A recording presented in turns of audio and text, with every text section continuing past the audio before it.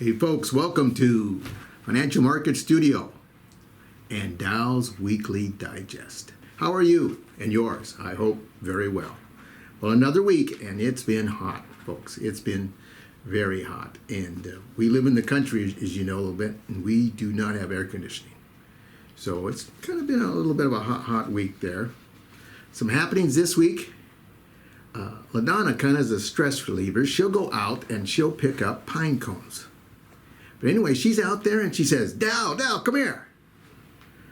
And I said, what? And she says, right away. So I go out there, and in our front big window, there is a bench and a little bitty table there. And on that table is a dead bat. And we've had this happen with birds where they either hit that window or something. They just lose their GPS, and man, they're done for. And I said, what? She said, well, look there. And I didn't need to be in a hurry because it was dead. But I then did. She said, well, put some gloves on. I said, no, just go get a little shovel, and we just got rid of the little bat there. So that happened this week. And this morning, I was on a curve and slipped and fell. And I kind of just laid there. To me, it seemed like at least 30 seconds. It probably wasn't that long, folks. But I kind of was laying there and kind of doing a little check and things like this. And, of course, my one side here kind of hurts a little bit. And I made it back to the house. But that darn pea growl, if you want to call it that, there had been some that was there that I didn't see. And of course, it's getting a little darker now in the mornings when I'm bicycling. But that just it happens. It's back to school time. I had this recollection of, I remember in high school that when we started, and Nebraska would start in August, that there was a new teacher. Risa Blake taught English and other things. And Risa Blake, folks, was from Panama. And she was going to teach Spanish. And this was freshman Spanish. So I thought, well, geez, that Spanish has got to be in my blood. That's got to be an easy course. So I took that Spanish course. I did not do well at all. I was a remedial learner. And poor Mrs. Blake, she tried everything she could to try to help me through Spanish. But when I go to Panama, when I found my relatives there, I would speak to some relatives, and they understood English, folks. And they would be talking to a relative that didn't understand English. That relative would talk, I swear, folks, for a minute or 2 minutes. And I would say to the one relative, what did they say? And they would say maybe 5 words. They spoke for 2 minutes, but the interpretation was maybe 5 words. I knew there was something being broken down in the interpretation there. Communication. That was a problem there. Okay? Now, the word for today is this. Kind of a little formula, if you will. If you can see this here. Know your audience. Plus, what? Keep it surprisingly simple. Then you're going to have what?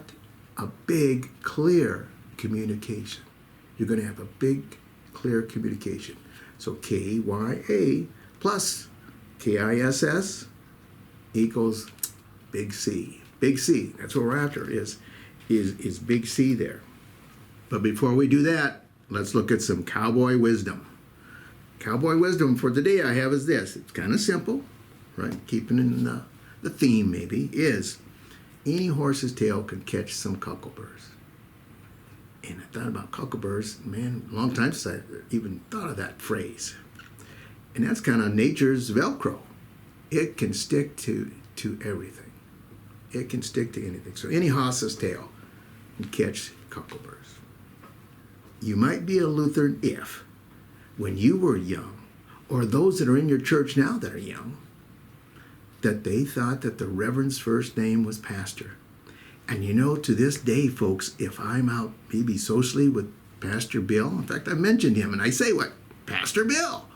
If I'm with him, or even Pastor Josh. Now, Pastor Josh is probably maybe 40 years old, but I put, how are you, Pastor Josh? I don't think I've maybe called any of my pastors without that name. But yeah, you might be a Lutheran if you think their first name is Pastor.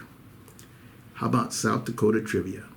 You know, the Japanese Olympics this year was postponed, and they're hoping that in 2021 it's going to happen. But I had again this recollection that it was in October 1964. I was 13 years old, and the Olympics were in Tokyo, Japan. The United States had never won the 10,000 meters before. But there was a young American. He was from the state of, you got it, South Dakota. Small town boy. He was from a small little town called Pine Ridge.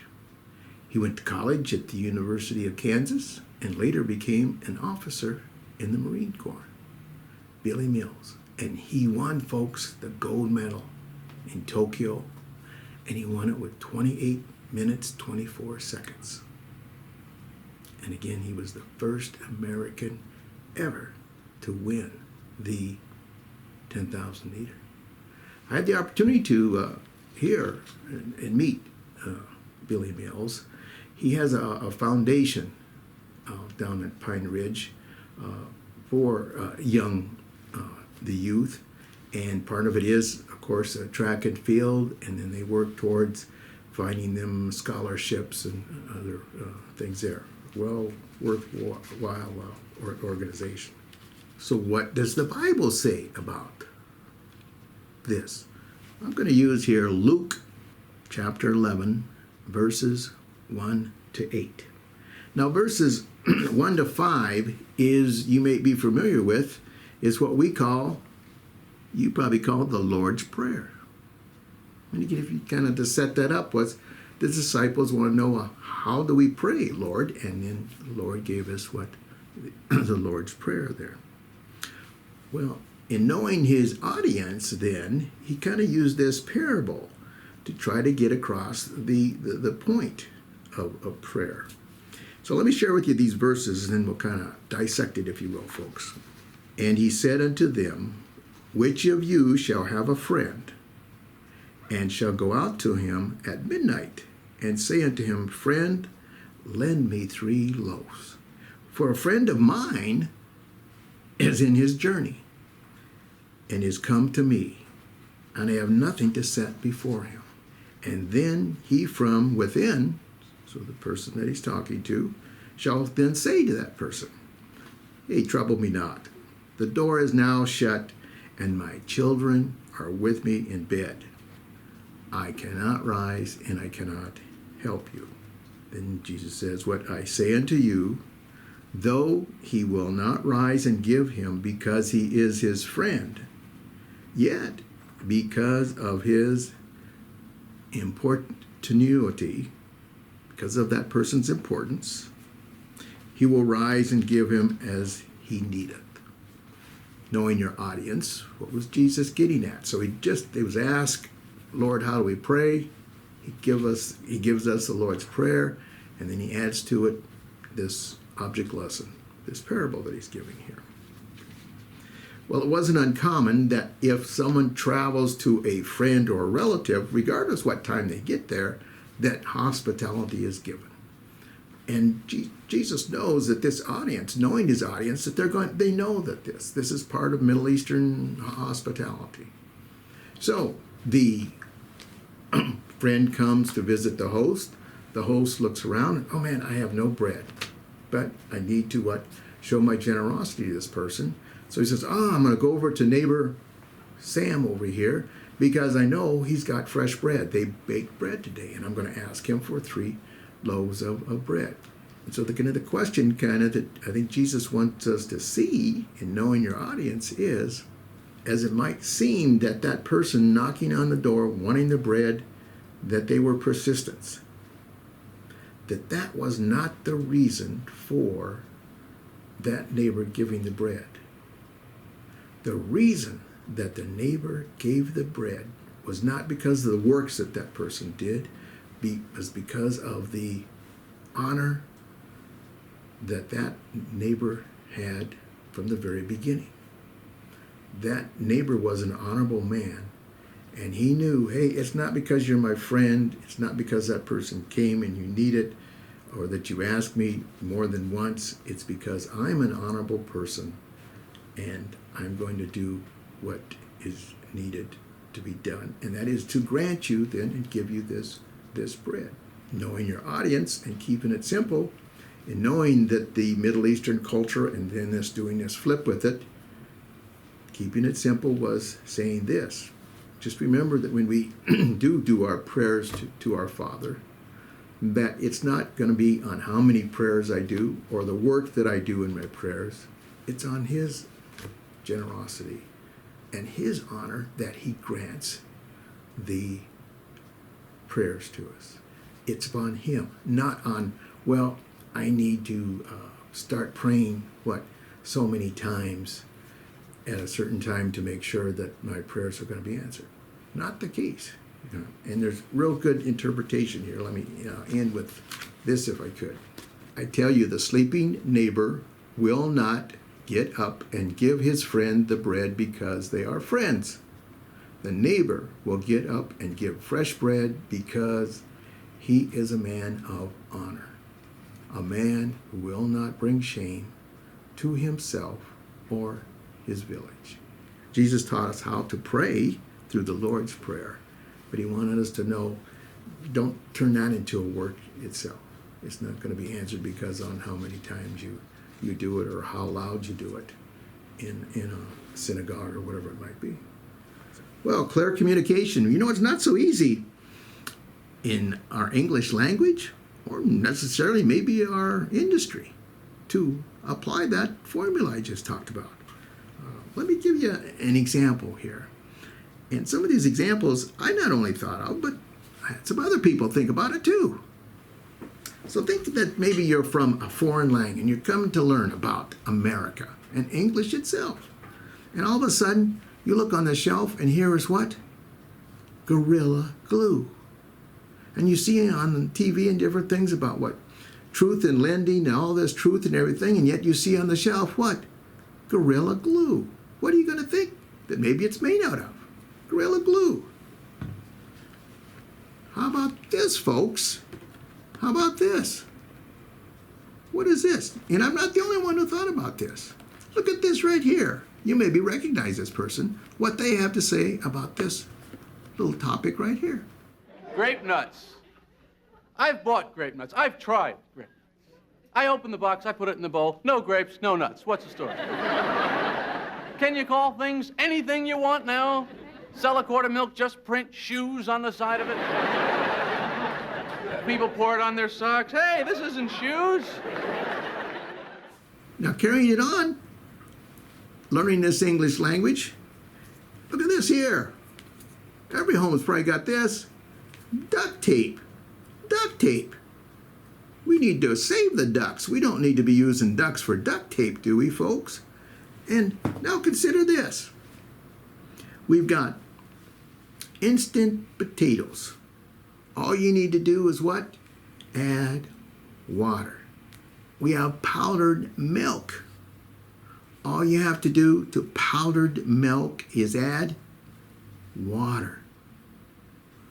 Now you're this foreigner and you come up and you see baby powder.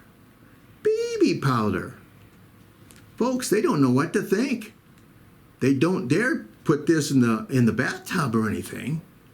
It's a little bit, can be confusing, right? We can't keep it simple, it seems like. Well, how about that formula in our industry? Folks, we have terms like contingent beneficiary, irrevocable beneficiary, convertible term, permanent. Talking about life insurance, but it's a living benefit. And that can be confusing. How about universal life? Policy proceeds. Do you think the average person maybe understands those particular terms there? Do we know our audience? Do we know, are we keeping it surprisingly simple? And sometimes in our own competition of this insurance company with this one, intentionally, they will come up with different terms, just a little bit different. And when you drill down, it's just a basic, maybe term policy, whatever it may be. So know your audience and keep it surprisingly simple.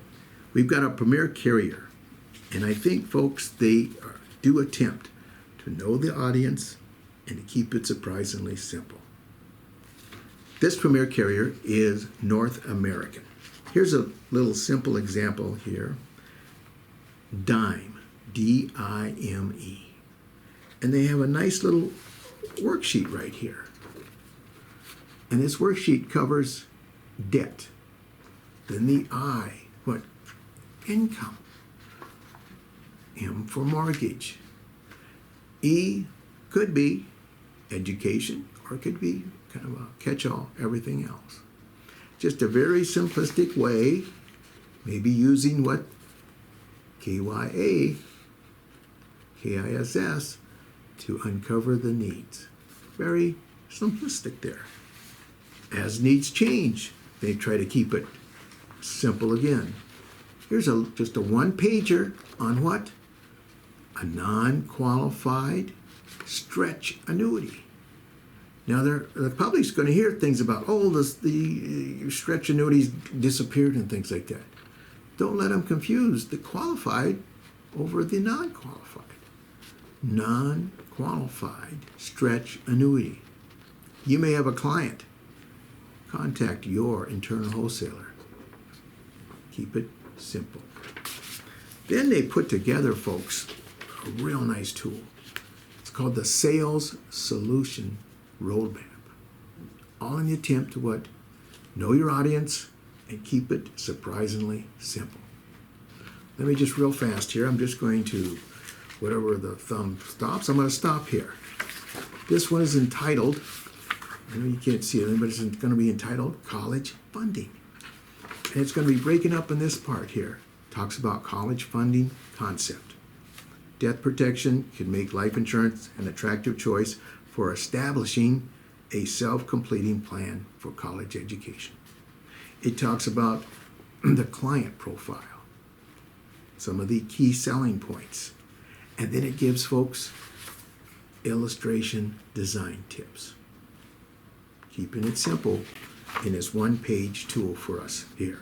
It even brings what? Product options, such as their Builder Plus IUL2. Let me just go here. Pension maximization, using life insurance to maximize pension benefits. Again, client profile, speaks of ages that maybe this would be a good fit. It brings up key selling points. It brings up again what? Product options, and it brings up illustration design tips. Man, this is really neat, folks. It's all in one place here. Again, ask your internal wholesaler about the Sales Solutions Roadmap. North American has put this together. They put a lot of time into it, but keeping it simple into what? A one-page sheet there. So I do think that North American is attempting to help you know your audience and to keep it surprisingly simple. Well, that being the theme, let's look at recommendations, folks. The first one is a book. Maybe you've heard of this author, Ken Blanchard, The 1 Minute Manager. The 1 Minute Manager Meets the Monkey. He always seems to have real small books, folks. I mean, it's not many pages, and I always get with Ken, he likes good-sized margins. But it's entitled The Servant Leader. Excellent read there. Ken Blanchard, The Servant Leader. How about the poem? It's entitled The Interview with God. And the person that wrote this poem, get this, folks, author unknown. Author unknown. The Interview with God. My song, well, I got to go back to 1965, folks. And in 1964, another person made this song, And then this group made it, and theirs was more of a hit than the first one. So they kind of made a cover of that first one, but theirs was bigger. It's entitled, "Oh Lord, Please Don't Let Me Be Misunderstood." And it was Eric Burdon, Burdon, and the Animals. And get this, folks, this old man, I've got the 45 and the album, folks. We had an advantage there that LaDonna folks owned a restaurant. And in the restaurant, it had what we'd call a jukebox. And the person would come and change that once a month. And at the end of the month, LaDonna's folks got to keep the 45s because some of them were played and played and played and played and played. So, man, we had a stack of 45s, let me tell you. I say we, but it was LaDonna that had a stack of 45s. But that's the song. How about the movie? The movie deals with maybe the opposite side of the goal of what? Of this. Know your audience, plus keep it surprisingly simple. And it's on miscommunication. Name of this movie? Rain Man. Rain Man. With Dustin Hoffman, man, he was super in it. But equally so, Tom Cruise is very good in it too. Rain Man. Miscommunication. And now that moves us to then the video that we have. Video comes from North American. Surprised that, huh? Didn't want to miscommunicate that at all. But it comes from North American. It's entitled Risk. Risk. Pretty simple. Pretty simple. Let me share with you a power phrase from a gentleman, the late Ben Feldman, and he kept it simple, folks. He kept it simple. He says this: the basic purpose of life insurance is to create cash. Nothing more, nothing less. Everything else just confuses it and complicates it. The purpose of life insurance is to create cash. And when you watch this video on risk, get your ears perked. You're going to hear the word cash. Cash. Cash. I think you enjoy it. It is using that formula. Have you overlooked a risk in your overall financial strategy? We're not talking about choosing the right funds or bonds. It's a risk that's hidden in plain sight because it's wrapped around a subject no one wants to think about: death. Life insurance is unique for its ability to provide cash at the time that it might be needed most, when income is interrupted due to death. Life insurance can provide needed cash so that beneficiaries can take their time to sell illiquid assets such as a business or real estate. On the other hand, it can also help prevent the forced sale of assets and help pass those assets down to the next generation. There is another risk on the opposite end of the spectrum: outliving your assets. It's no secret that the current generation of retirees is living longer than previous generations. Any cash value that a life insurance policy builds can be used to supplement income should you begin to outlive your cash assets. Again, this can help pass down illiquid assets such as a business or real estate to the next generation. However, it may be surprising to learn that although people are living longer, they're not necessarily living healthier. An accelerated death benefit can provide cash for a serious illness without liquidating assets. It allows the policy owner to receive a portion of the death benefit if the insured has been diagnosed with a qualifying illness. The unexpected can and does happen. Would you need to sell assets to cover the cost of extended nursing care or the high cost of treatment? Talk to your agent today about a life insurance policy from North American to help reduce the risk to your financial strategy.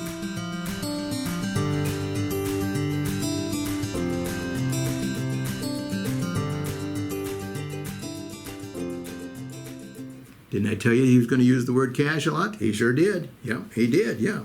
When I think of risk, I go back to my old teaching days on Insurance 101. And when I think of risk, I use the phrase ACAT, A-C-A-T. And what that mnemonic means is A, they can accept it.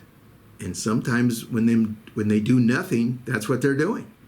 Or they can what? Control it. They think they can control the risk. Avoid it. And finally, the T, that's where you come in, T for transferable. We transfer the risk. And that's what you're there to what? Know your audience and keep it surprisingly simple. Remember this one, folks. God's plan, folks, G. And blessed are those who ease the pain of misfortune, for they shall be called insurance agents. You guys all take care.